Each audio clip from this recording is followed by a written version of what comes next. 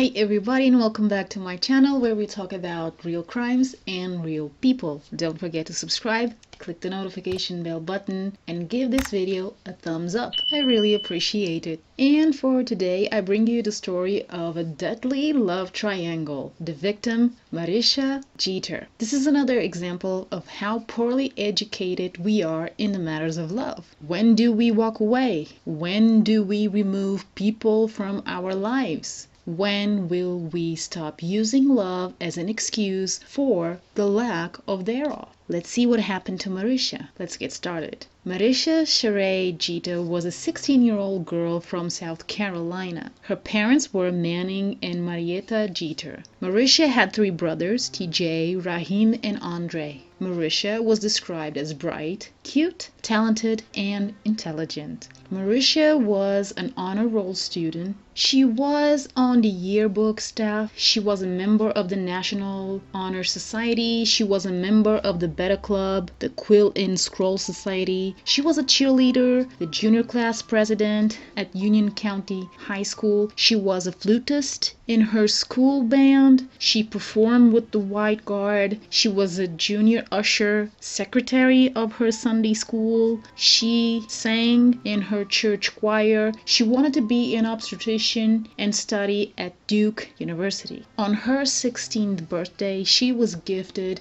pink Toyota. As you can see, Marisha was a busy girl with a bright future. But Marisha was never too busy for love. Marisha was 13 years old when she got herself a boyfriend, a boy 4 years her senior. Marisha's father, Manning, didn't like him. Later on, his instincts would prove to be right. When the relationship started, Manning Jeter confronted the boy for messing around with his daughter Marisha. But adults from the boy's inner circle asked Manning to give the boy a chance, and he did. But this wasn't a stable relationship. It was on and off. And at the age of 16, Marisha was still lingering with this toxic relationship with this boy, Pernell Thompson. Pernell Clayton Thompson, at the age of 20 years old, was a former standout receiver at Jonesville High. He was a two-time academic all-state selection. He was a participant in the 2004 Shrine Bowl. He played football at Wingate University in North Carolina as a wide receiver. His coach described him as nice, soft-spoken, and a polite young man. In the summer of 2007, Pernell married Yolanda D., who was 19 years old, and the two had a child together. Even though Pernell was married and had a child, he never stopped communicating with Marisha, and the two allegedly were still involved, and Yolanda knew about it. So did Manning Jeter, who wanted nothing to do with Pernell and kept his daughter away from him. In January 2008, Manning Jeter confronted Pernell and Yolanda, who showed up at his house and were heading to Marisha's room. He confronted them about having a baby and to stop messing around with Marisha. Then on January 3rd at 9:30 p.m., Marisha told her father she was going to get some food from McDonald's and would be back. She took off in her pink Toyota. Later on, because she still hadn't arrived, Manning called Marisha, but there was never an answer. So he decided to look for her and drove all night. On Friday early morning, Manning reported Marisha missing and an Amber Alert was issued. Detectives in the case pointed out the possibility of Marisha running away, which the family shut it down. Marisha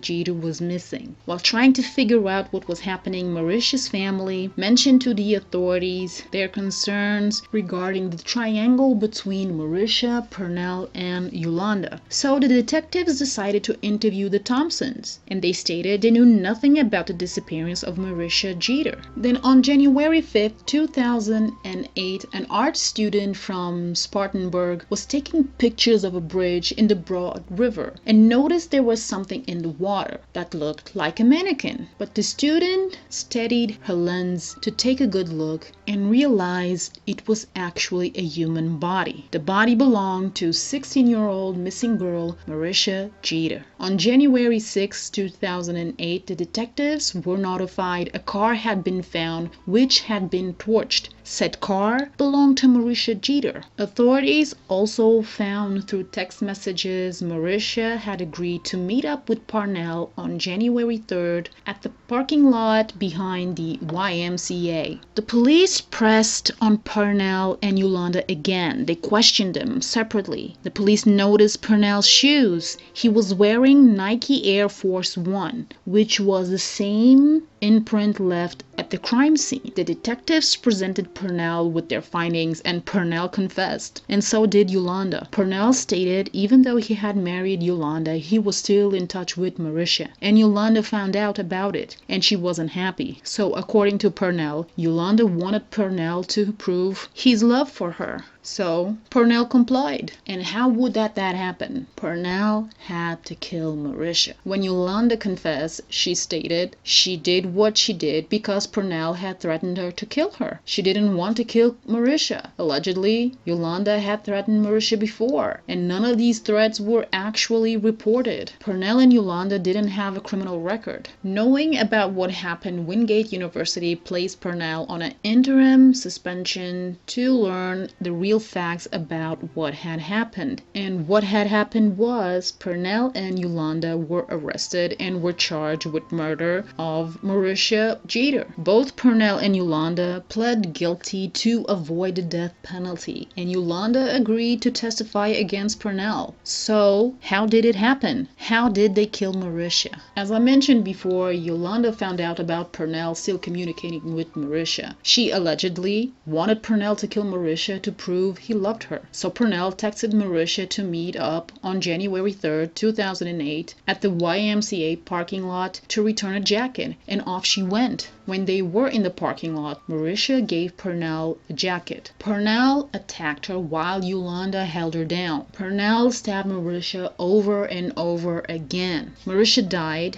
They put her body in the trunk of her car, the pink Toyota. They took her to the bank of the Broad River. They stripped off of her clothes to make it look like she had been assaulted. Then they dumped Marisha's lifeless body into the river. Then they drove Marisha's pink Toyota to Chester County and set it on fire. Autopsy results showed Marisha was stabbed over 30 times. One stab was on a main artery on the neck, which killed Marisha. Pernell pled guilty to murder, kidnapping, armed robbery, possession of a knife during commission of a violent crime, and criminal conspiracy. He was sentenced to life in prison. Pernell apologized to Marisha's family and said he knew Marisha had forgiven him. And in response, Marisha's father told Pernell he could go straight to hell, as he should. Yolanda pled guilty to murder, armed robbery, firearms provisions, and criminal conspiracy. She was sentenced to life in prison. Yolanda's attorney